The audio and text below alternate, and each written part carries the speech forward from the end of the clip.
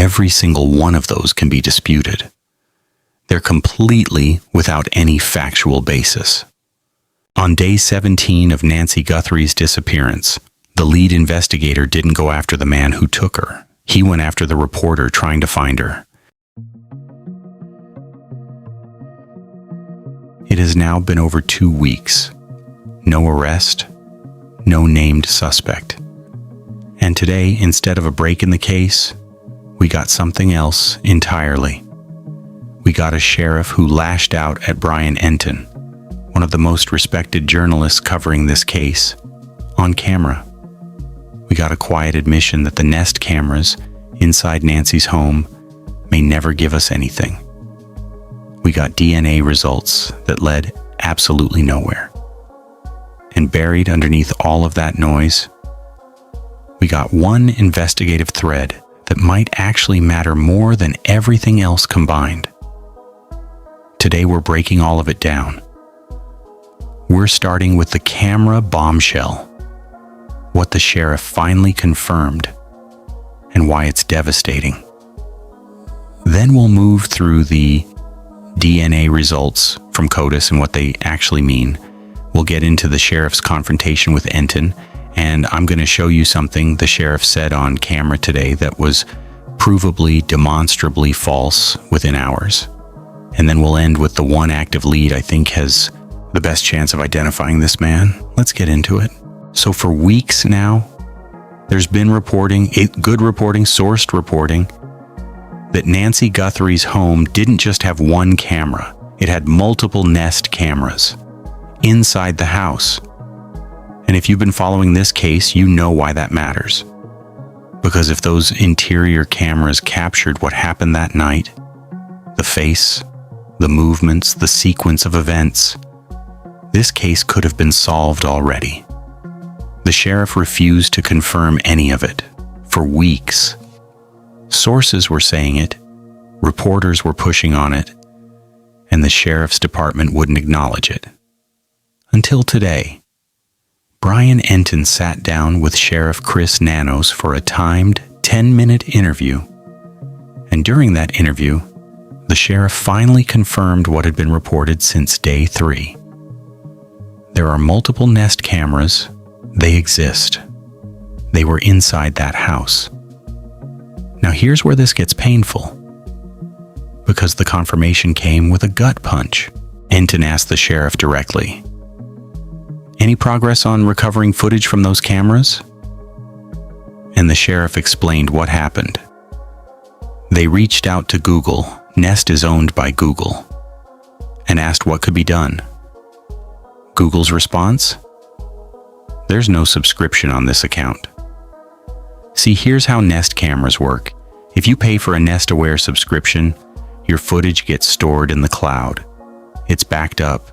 It's accessible remotely. Investigators can pull it with a warrant, even after the fact. But if you don't have that subscription, the camera still records, but it stores footage locally, and it overwrites itself on a loop. Some models overwrite every 36 hours. Some every 72 hours. Either way, by the time investigators were in a position to extract that data, assuming they even prioritized it early enough, that footage may have already been recorded over. Google told the sheriff's department, "We don't think we can get anything, but we'll try." Now, I want to be fair here. "We'll try" leaves a door open. There are forensic data recovery methods that can sometimes pull overwritten data from storage devices. It's not guaranteed. It depends on the hardware, the write cycles, the time elapsed, but it's not impossible. So let's not close that door entirely, but let's also be honest about what this means. If those cameras had been recovered and analyzed in the first 24 to 48 hours, before the data had a chance to be overwritten, we might be looking at a very different investigation right now. And that raises a question nobody in that sheriff's department wants to answer. When exactly did they attempt to pull that footage? because the timeline matters. Every hour mattered. But the cameras aren't the only technology being used to search for Nancy right now. There's something else, something most people haven't heard of, and it might actually be working. We'll get to that in a moment.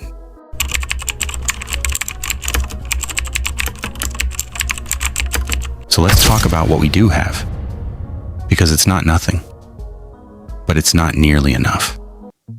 The doorbell camera, that front-facing Nest camera, did capture footage.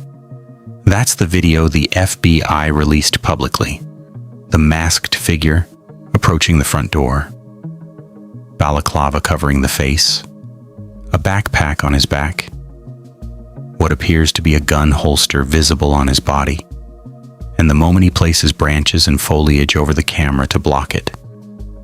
That footage gave investigators a few things: a general physical build, a gait, the way this person walks, which is actually more identifiable than most people realize. The clothing items, the balaclava, the backpack, the holster, the pants. And one detail that's going to become very important later in this video, even through the ski mask, you can make out the outline of facial hair, a goatee, a mustache. Remember that. It's going to come back. But here's what we don't have. We don't have a face. We don't have the full sequence of what happened inside that home. We don't have audio. We don't have the moment this person left, or which direction they went, or whether there was a vehicle nearby. If those interior cameras had been recoverable, we could have had all of it, every single piece. That's what makes this admission so devastating. It's not just a technical setback. It's the difference between a silhouette and a suspect. And let's connect one more dot here. Remember, the roof-mounted camera at Nancy's home was missed entirely in the initial processing of the scene. It had to be retrieved days later. That's a camera that was physically present at the property, visible, and somehow overlooked during the first critical hours. That's not a technology failure, that's a procedural one. Now here's where I want to give some credit, because not everything about this investigation has been fumbled. And this next part is actually one of the more promising things I've seen. Nancy Guthrie has a pacemaker. And modern pacemakers are Bluetooth-enabled medical devices. Every few seconds, Nancy's pacemaker sends out what's called an advertisement. Basically a Bluetooth signal saying, "I'm here. Is there a device I can connect to?" It's designed to communicate with medical monitoring equipment and smartphones. But that signal can be detected by other devices too. The Pima County Sheriff's Department requested the deployment of something called BlueFly, a Bluetooth and Wi-Fi search technology built by a company called Parsons Corporation. And here's what's encouraging. They made that request in early February, and BlueFly units were operational on helicopters and ground search operations starting February 3rd. That's a Tuesday, that's early.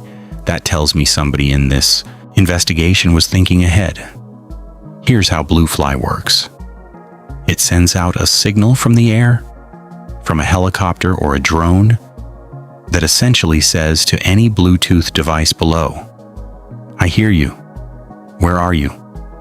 If Nancy's pacemaker is within range, BlueFly can detect that advertisement signal, get a handshake, and begin to triangulate a location. The system creates heat maps of electronic signals across the terrain being searched. The range? Parsons Corporation says 800 to 2,000 feet from the aircraft. That's significant. A helicopter at 800 feet above the ground, sweeping a search grid, can potentially detect that pacemaker signal from a substantial distance. And here's the critical thing, the part that matters most. That pacemaker works whether Nancy is alive or not. The device is powered independently. It runs for years.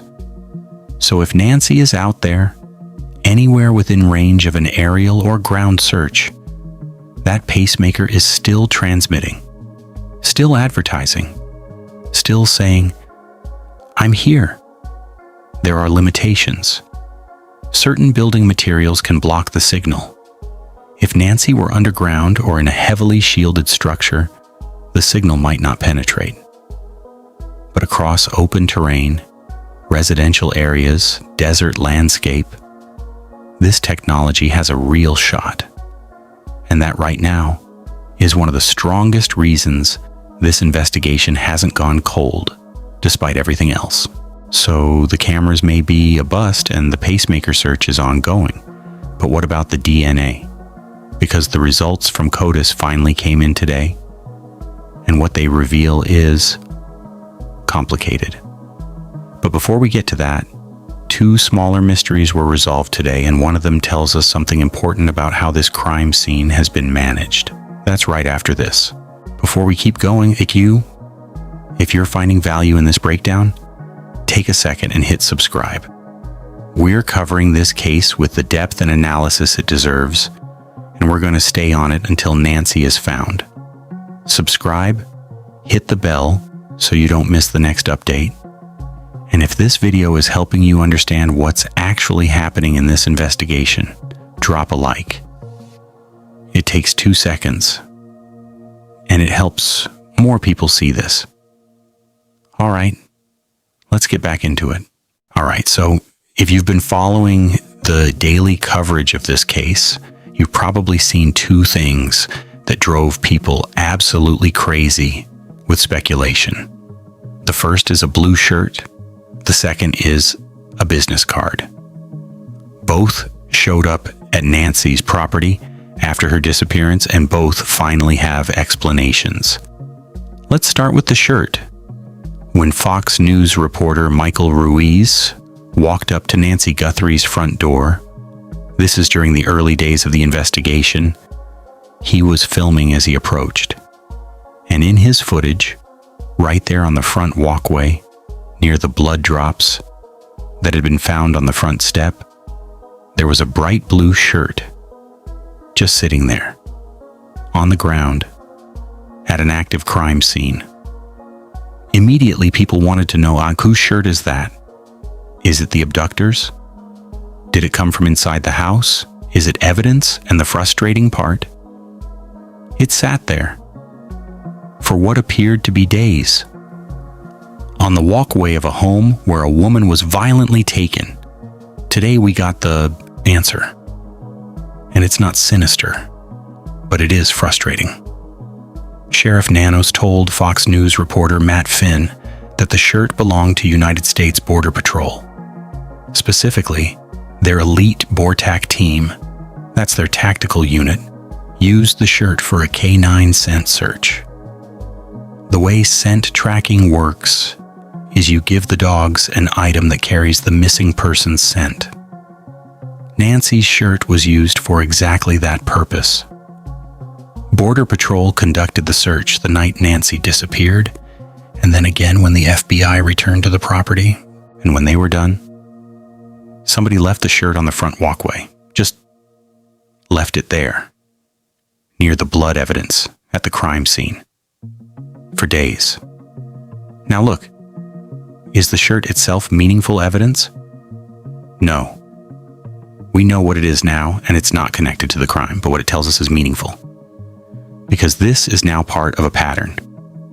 The roof camera that was missed, the crime scene that was released quickly, and now a scent article left sitting on the front walk for days at an active abduction scene. Each one on its own might be forgivable. Together, they paint a picture of a crime scene that was not managed with the precision this case demanded from the start. The second mystery is the business card. At some point after Nancy's disappearance, a business card was found stuffed into her front door. It was from an agent with Arizona's Adult Protective Services. Name and phone number printed right on it. And this one really set people off. Because the immediate question was obvious. Was APS investigating Nancy before she disappeared? Had there been a welfare check? Was there something going on in that home that we didn't know about? The answer is much simpler than that. Sheriff Nanos told Fox Digital reporter Michael Ruiz that on the day Nancy was reported missing, a neighbor called Adult Protective Services. They were concerned. A PS did what they do. They sent an investigator out to check on her. The investigator arrived, found nobody home because Nancy was already gone, and left a business card in the door so she could contact them for services once she returned home safely. The Arizona Republic confirmed this independently. Their reporter saw the card on February 3rd, called the number on it, and the agent confirmed the card was left after the disappearance, not before. Case closed on the card. But I will say this. It is remarkable to me that this APS agent, whoever they are, walked up to Nancy Guthrie's front door and left a business card, apparently without realizing that this was the biggest missing persons case in the country at that moment. By February 3rd, this story was national news. It was everywhere. And someone from a state agency walked up to that door and just tucked a card in. I don't think it's malicious, but it added days of confusion that could have been avoided. Okay. Those two mysteries resolved. Not alarming, but not encouraging either when it comes to how the scene has been managed. Now let's get to the big one. The Pima County Sheriff's Department released a statement today on the DNA evidence. And I'm going to be straight with you. This is not what any of us were hoping for. Here's what happened. A set of gloves was found approximately 2 miles from Nancy Guthrie's home. Investigators collected DNA from those gloves, sent it to a lab in Florida for analysis, and then submitted the profile to CODIS. For those who aren't familiar, CODIS is the Combined DNA Index System. It's the national DNA database maintained by the FBI. It contains profiles of convicted offenders, individuals who've been arrested, and unidentified DNA from crime scenes across the country. Millions of profiles. When you submit a DNA sample to CODIS, you're looking for a direct match. Did this person's DNA show up somewhere before? Are they in the system? The result? No match. No hit. The DNA from those gloves does not match anyone in CODIS. And there's a second blow here. The DNA from the gloves also did not match the unknown male DNA that was found at Nancy's property. So not only is the glove donor not in the national database, they're apparently not the same person who left DNA inside the house, which raises the very real possibility that those gloves found 2 miles away have nothing to do with this case at all. Now, and this is what really got people fired up today. There's a prioritization question here that needs to be addressed. Why was the roadside glove submitted to CODIS before the unknown male DNA found inside Nancy's home? Think about this. You have 2 DNA samples. One comes from gloves found on the side of a road 2 miles from the crime scene. That's a long shot by any standard. Gloves on the side of a road could belong to anyone. The other comes from inside the victim's home. It belongs to an unknown male. It doesn't match Nancy's family. It doesn't match her circle of friends. That DNA was found at the scene of the crime. Which one would you run first? The sheriff's statement says the DNA from the property is also being analyzed, and further testing needs to be done. Translation? The most critical DNA evidence in this investigation still hasn't been fully processed through CODIS. We're on day 17, and there's one more wrinkle. TMZ reported today that the glove found 2 miles away, it's not even the glove. As in, it's not the glove visible on the doorbell camera footage. Despite looking similar, it's reportedly a different glove entirely, so we tested a glove that isn't the doorbell. Glove isn't connected to the household DNA and produced no CODIS match. That's where we are. Now, CODIS isn't the end of the road. And this is important to understand because there are 3 levels to DNA investigation, and each one goes deeper. CODIS is level 1. Big database. Direct matches only. If your person is in it, convicted felon prior arrest, or connected to another crime scene, you get a hit. If they're not, you get nothing. No partial matches, no, it might be a relative. Just yes or no. And for the glove, the answer was no. Level 2 is familial DNA. This happens at the state level. State databases can sometimes identify partial matches, meaning the DNA doesn't match anyone directly, but it's close enough to suggest a family relationship. A parent, a sibling, a child. This is more labor-intensive and not every state participates, but it's a powerful tool when CODIS comes up empty. Level 3 is Investigative Genetic Genealogy, IgG. This is the deep dive. This is where investigators take the DNA profile and cross-reference it against consumer DNA databases. The 23andMes, the Ancestries, the services that millions of people have voluntarily uploaded their DNA to in order to find relatives and trace their heritage. This is what caught the Golden State Killer. Joseph DeAngelo was identified through a distant relative's DNA uploaded to a public genealogy site. This is what identified Brian Kohberger in the Idaho student murders. IgG is powerful and it works, but it takes time, weeks, sometimes months, and it requires a quality DNA sample. And that's the open question right now.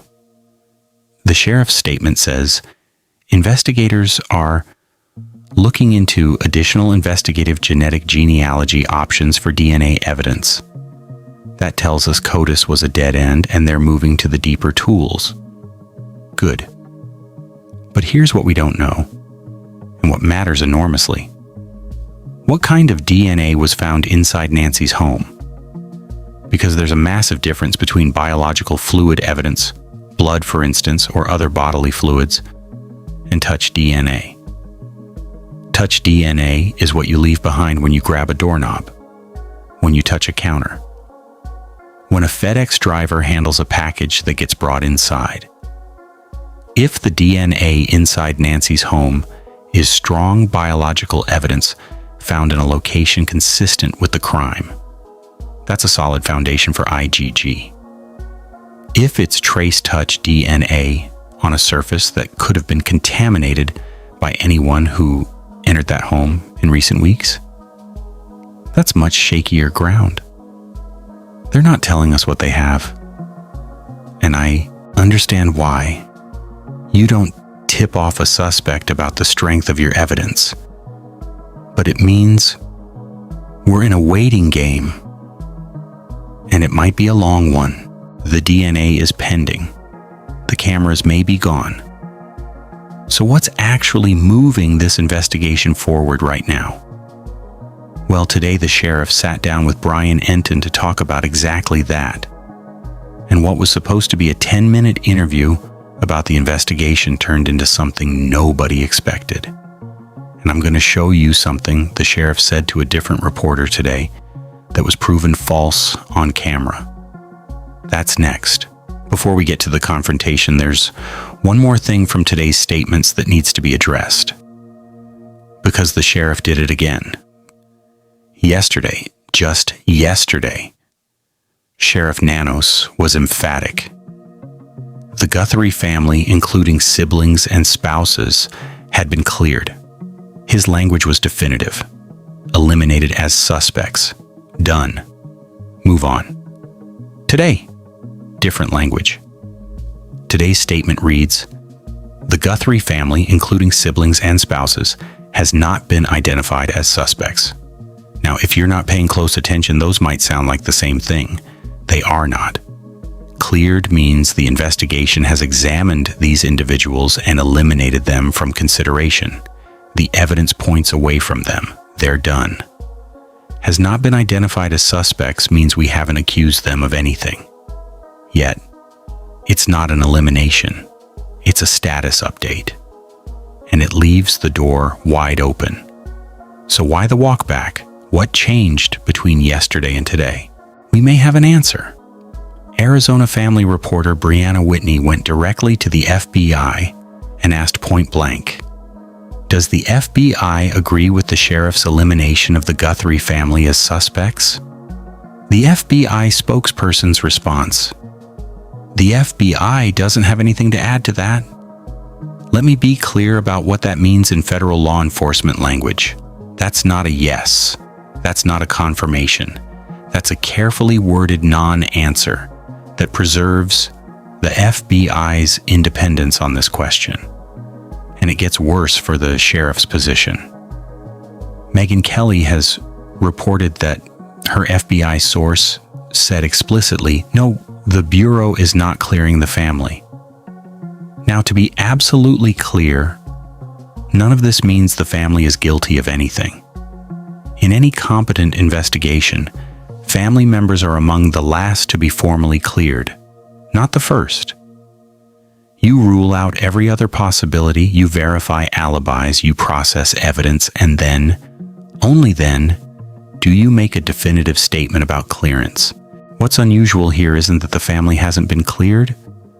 What's unusual is that the sheriff came out and said they were cleared, definitively, and then walked it back within 24 hours, while the FBI refused to co-sign. And there's one more detail that stuck with me. During the course of this investigation, Savannah Guthrie, Nancy's relative, along with her siblings, recorded and released a video appeal directed at the alleged ransom sender, the person or persons who had been sending ransom demands. The family put that out publicly. The sheriff didn't know about it. He reportedly learned about it from his wife. The lead investigator in a missing person case with active ransom demands learned about the family's public appeal to the ransom sender from his wife. Not from his investigative team, not from the FBI, not from the family's attorney, from his wife, who presumably saw it on TV. That is a communication breakdown that should concern everyone. And if you think that's bad, wait until you see what happened when the sheriff's 10 minutes with Brian Entin were up. Because what started as an investigative interview turned into something the sheriff is going to regret. That's right now. All right? Let's set this up properly. Because the confrontation is the headline, but the investigative portion of this interview actually contained some important information. Brian Entin, NewsNation reporter, one of the most trusted journalists covering this case, secured a sit-down interview with Sheriff Chris Nanos today. It was timed. 10 minutes. That's it. And before the interview even started, the sheriff told Entin, "I've got questions for you too, Brian." Think about that for a second. The sheriff is about to sit down for a media interview about a missing woman who's been gone for over 2 weeks. And his opening move is to tell the journalist he has questions for him. Not the other way around. The subject of the interview wants to interrogate the reporter. That's the energy we're starting with. But Entin is a professional. He said, "Okay, let me get through my investigative questions first." And he did. Here's what came out of the substantive portion. On the evidence handling and specifically why the glove DNA went to a lab in Florida instead of the FBI's lab at Quantico. The sheriff explained his reasoning. He said, and I'm paraphrasing, "Let's keep everything in one place. Send it all to our lab, and when the report comes out, it goes to both agencies." On its face, that's a reasonable logistical decision. You don't want evidence scattered across multiple labs if you can avoid it. The optics of not sending it to the FBI were bad, and people interpreted it as blocking the Bureau from evidence. The reality may be more mundane than that. On the cameras, this is where the confirmation happened. The sheriff acknowledged multiple cameras. He acknowledged that Google has been asked to attempt recovery, and he acknowledged that expectations are low. His words, "We don't think we can get anything, but we'll try." And then the sheriff did something that will either turn out to be very brave or very foolish. He addressed the abductor directly. He called him a monster, and he said, "If you're that monster, you should be worried. You should let her go. Just let her go." And Entin asked the obvious follow-up, "Are you getting closer?"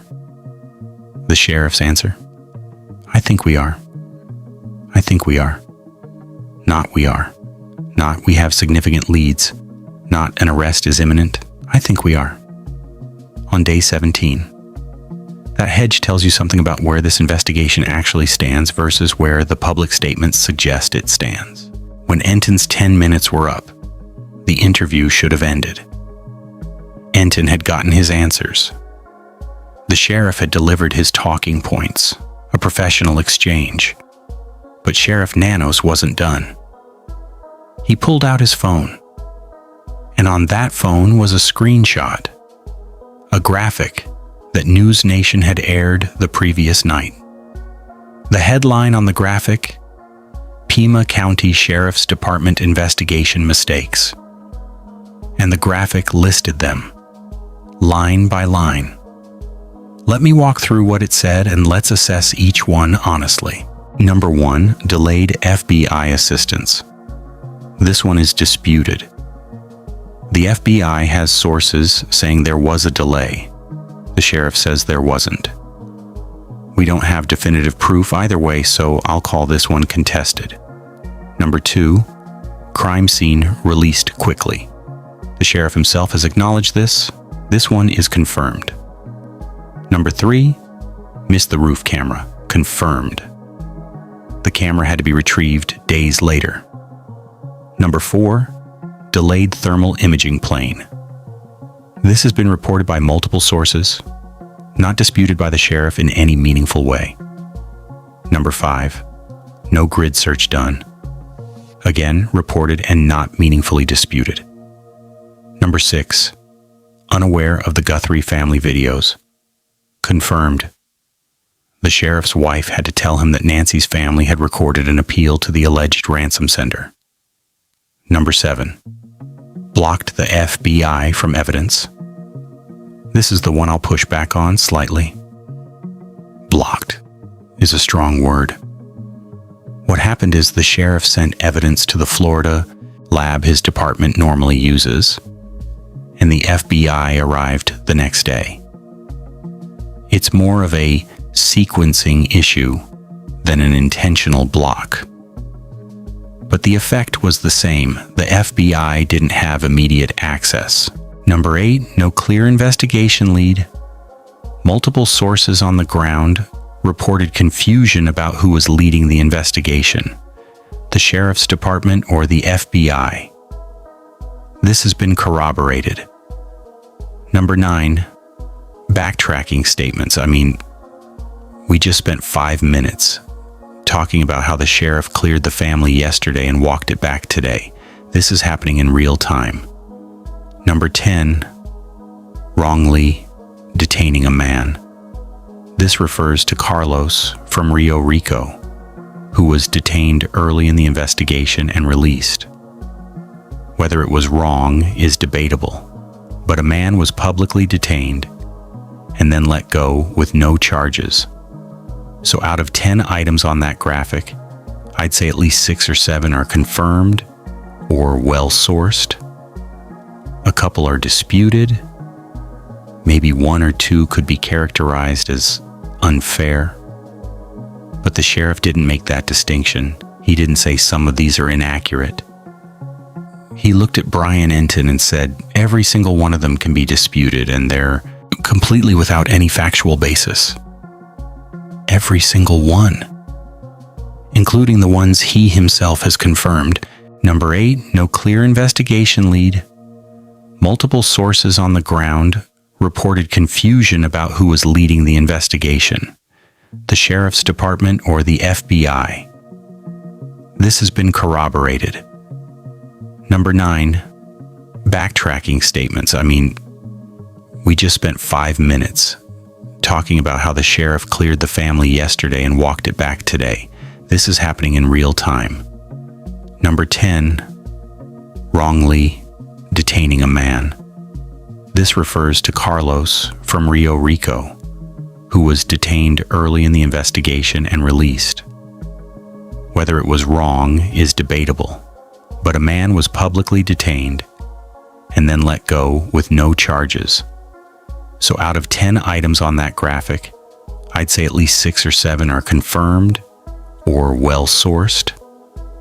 A couple are disputed. Maybe 1 or 2 could be characterized as unfair. But the sheriff didn't make that distinction. He didn't say some of these are inaccurate. He looked at Brian Entin and said, every single one of them can be disputed and they're completely without any factual basis. Every single one, including the ones he himself has confirmed. Now, Brian Entin, and this is why people respect this man, didn't take the bait. He didn't argue. He didn't get defensive. He didn't escalate. He's a professional. He knows his reporting is sourced. He knows it's been independently corroborated by Fox News, the Arizona Republic, FBI sources, and frankly by the sheriff's own subsequent admissions. He doesn't need to win a shouting match to prove his credibility. His work speaks for itself. But here's what bothers me about this moment, and I want to be careful here, because I understand that Sheriff Nanos is under enormous pressure. This is the biggest case his department has ever handled. The eyes of the entire country are on him. Every decision is being scrutinized. That's a lot of weight. But when you're the lead law enforcement official in a missing person case, when a woman has been gone for 17 days and her family doesn't know if she's alive, you don't spend your limited media time attacking the journalist. You don't use your 10-minute interview window to settle a score about a graphic you didn't like on TV last night. Because here's what that moment communicated to the public, whether the sheriff intended it or not. It communicated that he's more focused on his image than on the investigation. It communicated that criticism lands harder than the pressure to solve the case. And it communicated that the relationship between his department and the media covering this case is adversarial, which is the last thing you want when you need the public's help. Brian Entin has done more to keep Nancy Guthrie's name in the national conversation than arguably any other single person. His reporting from the ground has been relentless, it's been accurate, and it's been verified over and over again. Going after him doesn't make the investigation look strong. It makes the investigation look defensive. But the sheriff's credibility took an even bigger hit today. Because in a separate interview, not with Entin but with a Fox reporter, the sheriff made a statement that was proven false on camera. Not disputed, not debatable, proven false. And I'm going to show you both sides of it right now. Okay? I need you to pay attention here because the sequence I'm about to show you is important. I'm going to show you the proof first. Then I'm going to show you the denial. And I want you to judge for yourself. Yesterday, Brian Entin broke a story. He reported that the FBI has been canvassing gun shops in the Tucson area. Agents have been going store to store with approximately 40 photographs and names, printed on paper, asking gun shop owners and employees to check their systems for any matching purchases within the last year. This was sourced reporting from Entin, consistent with the kind of ground-level investigative work the FBI does in cases like this. Now today, Fox News interviewed a gun shop employee on camera, and this man confirmed everything Entin reported, and then some. Here's what the gun shop employee said. An FBI agent came into a shop. The agent had a paper list, 3 pages, 6 to 8 people per page, each with a photograph and a name. The agent asked the employee to run those names through their system to check if any of them had purchased a firearm in the last year. The employee cooperated. He typed in each last name. None of them matched his customer records. He also noted that the last names were uncommon and not the kind of names he recognized from his regular clientele. But here's the part that matters most. This gun shop employee, a civilian, not an investigator, had been watching the news. He'd seen the doorbell camera footage, and as he was looking through the photographs the FBI agent handed him, he noticed something. Some of the men in those photos had facial hair that matched the outline visible through the balaclava in the doorbell footage, the goatee, the mustache. He told the FBI agent, "I'm no investigator, but my intuition is telling me, based on how these people's facial hair looks, it looks like the guy on camera at that house." And the agent? According to the employee, the agent smirked, took a deep breath, and said, "Yeah, that's why I'm here." So we have a civilian on camera confirming the FBI visited his gun shop with photographs and names. We have him describing the documents, the process, the conversation. This happened. It's real. It's recorded. Now watch this. A Fox reporter sat down with Sheriff Nanos, separate from the Entin interview, and asked him directly about Entin's reporting that the FBI has been showing approximately 40 photographs at gun stores. The sheriff's answer, this is a direct quote, "That's not true. That's not true." He didn't say, "I'm not aware of that operation." He didn't say, "I can't comment on FBI activities." He didn't say, "That number may not be accurate." He said, "That's not true." Flat denial. On camera. To a reporter's face.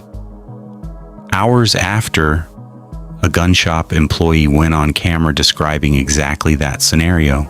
So there are only 2 explanations here. Either Sheriff Nanos doesn't know what his own federal partners are doing within his jurisdiction, which is deeply concerning on day 17 of a joint investigation, or he knows and chose to deny it publicly. I'm not going to tell you which one I think it is, but I am going to point out a pattern.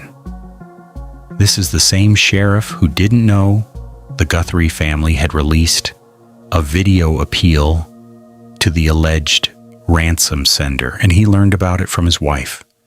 This is the same sheriff who cleared the family yesterday and walked it back today. This is the same sheriff who just told Brian Entin that every item on that NewsNation graphic was without factual basis, including items his own department has confirmed. There appears to be a significant and growing gap between what the FBI is doing on the ground in Tucson and what the sheriff is telling the public. And that gap should concern everyone who wants to see Nancy Guthrie found. So if the sheriff doesn't seem to know what the FBI is doing, what is the FBI actually doing? And is there one specific lead that has a better chance of cracking this case than the cameras or the DNA? I think there is.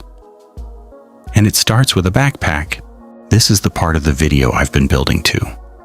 Because while the cameras might be a dead end and the DNA is in limbo, there is one investigative thread that is active right now, concrete, and has a track record of producing results.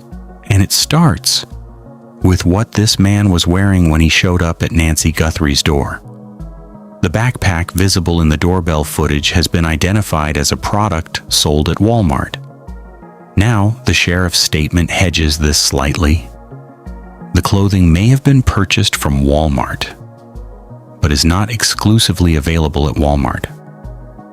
Fine. But the backpack itself has been identified by multiple sources as a Walmart item.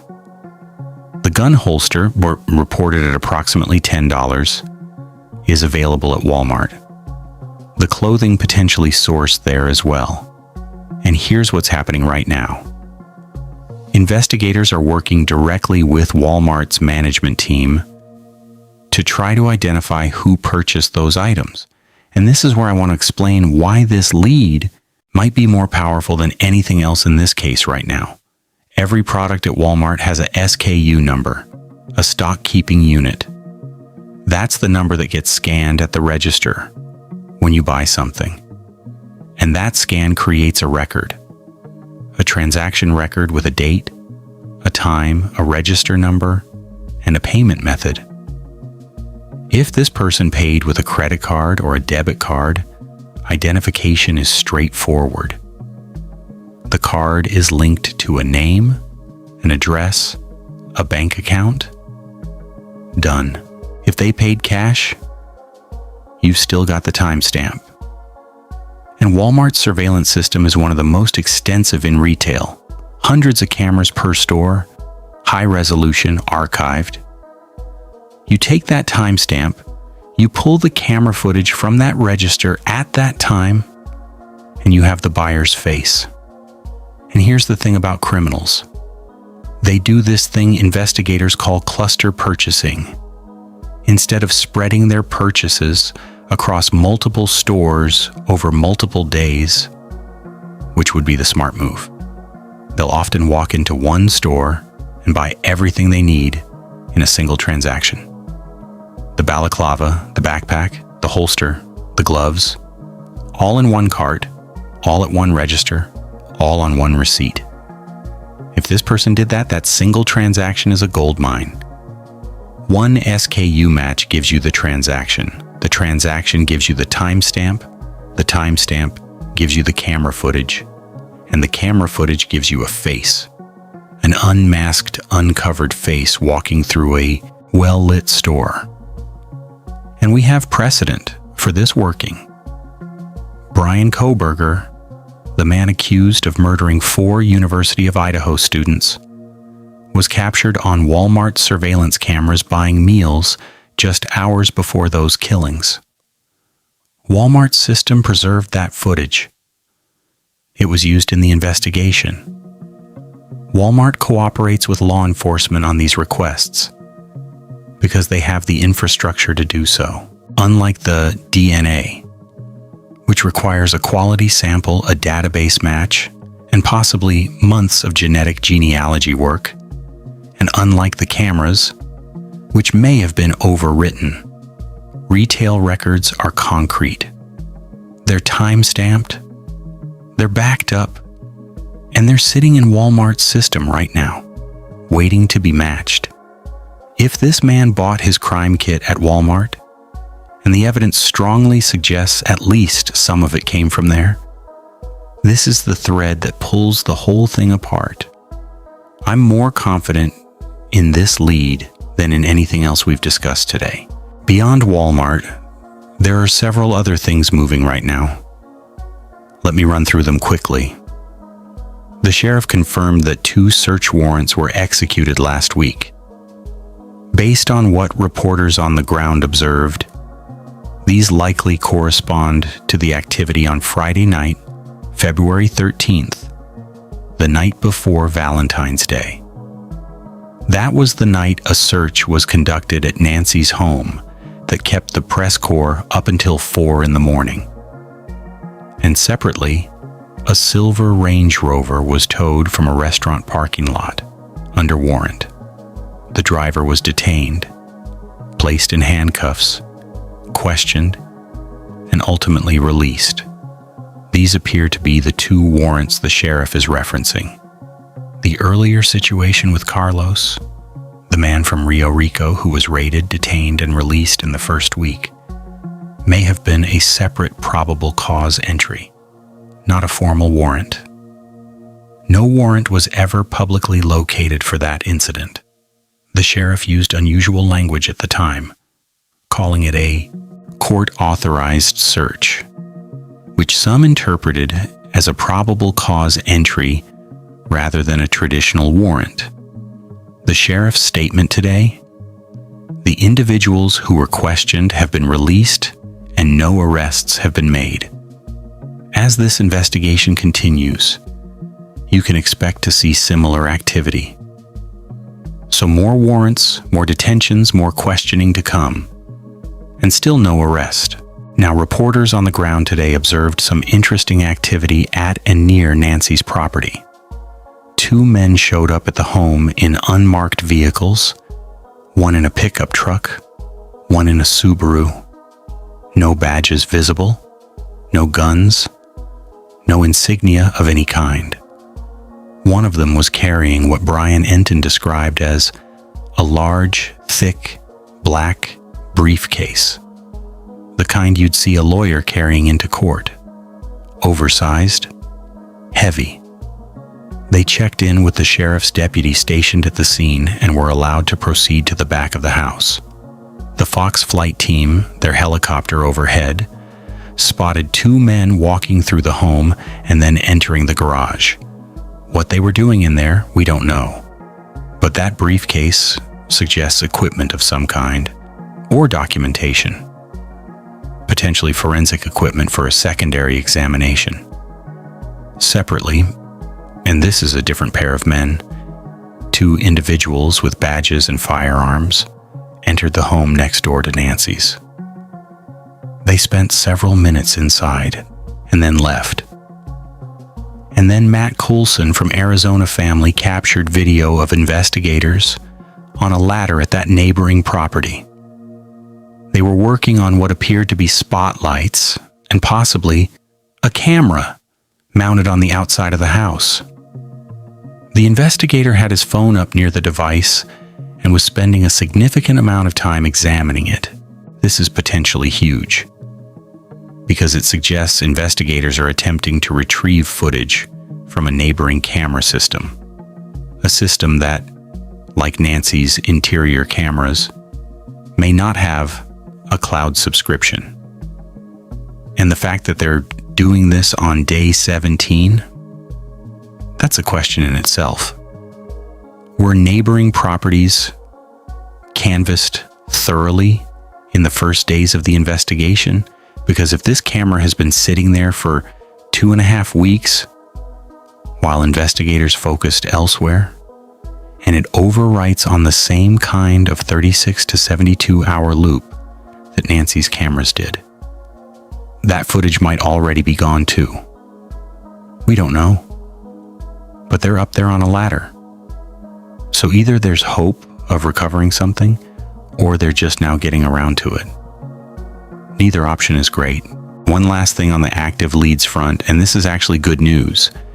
The FBI's standing reward for information leading to the identification and arrest of the person responsible for Nancy's abduction is $100,000. That's been in place for a while now. Today, a Milwaukee attorney named Michael Hupy, he's the president of Milwaukee Crime Stoppers, announced that he's adding another $100,000 to that reward, out of his own pocket. His reasoning is interesting. He believes that the FBI's requirement for tipsters to provide personal identifying information in order to claim the reward might be deterring people from coming forward. People who know something, but don't want their name in a federal system. Crime Stoppers operates differently. Tips can be submitted more anonymously. So Hupy's additional reward creates a parallel pathway for people who have information, but aren't comfortable going directly through the FBI. The total reward is now $200,000. That's significant, and in near cases like this, reward money moves people. Someone who's been sitting on information, weighing whether to get involved, $200,000 can tip that scale. Let me put some numbers on this. Day 17, no arrest, no named suspect, no confirmed identification of the individual on that doorbell camera. But here's the other side of those numbers. The Pima County 911 and non-emergency lines received 28,586 calls between February 1st and February 16th. Last year, in that same window, 18,451. That's an increase of over 10,000 calls. The non-emergency line alone, which is where a lot of tips come in, handled 20,968 calls. Last year, 7,419. That's nearly triple. The FBI's National Threat Operations Center has received more than 18,000 tips, specifically related to Nancy Guthrie since February 1st. Their intake examiners are working around the clock, 24/7, answering calls to 1-800-CALL-FBI and processing submissions at tips.fbi.gov. The public is engaged. The true crime community is engaged. People are watching. People are calling. The question isn't whether anyone cares. The question is whether the investigative apparatus can convert that volume of information into an identification and an arrest. Here's where I think this stands. The camera admission is a significant blow. If those interior Nest cameras are truly unrecoverable, investigators have lost what could have been their single most important piece of evidence. The doorbell footage gave us a silhouette. The interior cameras could have given us a face. That's a loss that can't be sugarcoated. The DNA is a waiting game. CODIS came back empty on the glove, and the glove may not even be relevant. The DNA from inside the house still hasn't been fully processed, and even when it is, there's a serious question about whether the sample is strong enough to support genetic genealogy. If it's touch DNA from a surface that could have been contaminated by anyone, a delivery driver, a repairman, a visitor, then even a CODIS match might not mean what we want it to mean. We'll see. The Pacemaker search is ongoing, and it's one of the few genuinely encouraging threads. BlueFly technology deployed early, February 3rd, with the capability to detect Nancy's pacemaker signal from the air. If she is within range of that search grid, alive or not, that signal is still transmitting. That's science. That's not speculation. The Walmart investigation is where I'd put my money. Concrete evidence, traceable items, a retail system built to track exactly this kind of purchase. If this man bought his backpack, his holster, and his balaclava at Walmart, and especially if he did it in one trip, that transaction is sitting in a database right now with a date, a time, and a camera angle. That is actionable intelligence. And investigators are actively working it with Walmart's cooperation. And the sheriff? Look, I understand the pressure he's under, but the credibility of this investigation in the public's eyes matters. When you attack the reporter who's been breaking accurate stories for 2 weeks straight, when you deny on camera something that a civilian witness has already confirmed, when you clear the family one day and walk it back the next, you erode the public's trust. And in a case that depends on tips from the public, trust is not a luxury, it's a necessity. The FBI appears to be running significant portions of this investigation independently, canvassing gun shops, processing evidence, maintaining their own assessment of family involvement. Whether that parallel track is a sign of normal interagency cooperation, or a sign that the Bureau doesn't fully trust the Sheriff's Department to lead. I'll let you draw your own conclusions. 17 days. Nancy Guthrie has been missing for 17 days. She's 72 years old. She has a pacemaker that's still sending a signal. Somewhere that signal is transmitting, and somewhere, someone knows something. Maybe it's the person who sold that backpack. Maybe it's someone who recognizes the gate on that doorbell footage. Maybe it's someone who noticed a neighbor acting strangely at the end of January. Maybe it's someone who's been sitting on a piece of information they think is too small to matter. It's not too small. Call 1-800-CALL-FBI or go to tips.fbi.gov. Crowdsourcing works. This isn't wishful thinking, it's documented. Gabby Petito was found because everyday people saw something and reported it.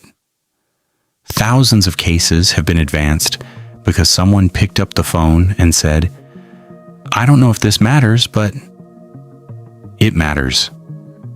If you know something, if you suspect something, if you recognize anything about that man on the doorbell camera, the walk, the build, the facial hair, the backpack, pick up the phone. 1-800-CALL-FBI. The reward is now $200,000. If this breakdown helped you understand what's actually happening in this investigation, subscribe to the channel. We're going to stay on this case. We're going to keep breaking it down with the depth and analysis it deserves. Every update, every new development will be here. Hit subscribe, hit the bell, and share this video with someone who's following this case. The more eyes on this, the better. Nancy deserves better than what she's gotten so far. Let's make sure she gets it.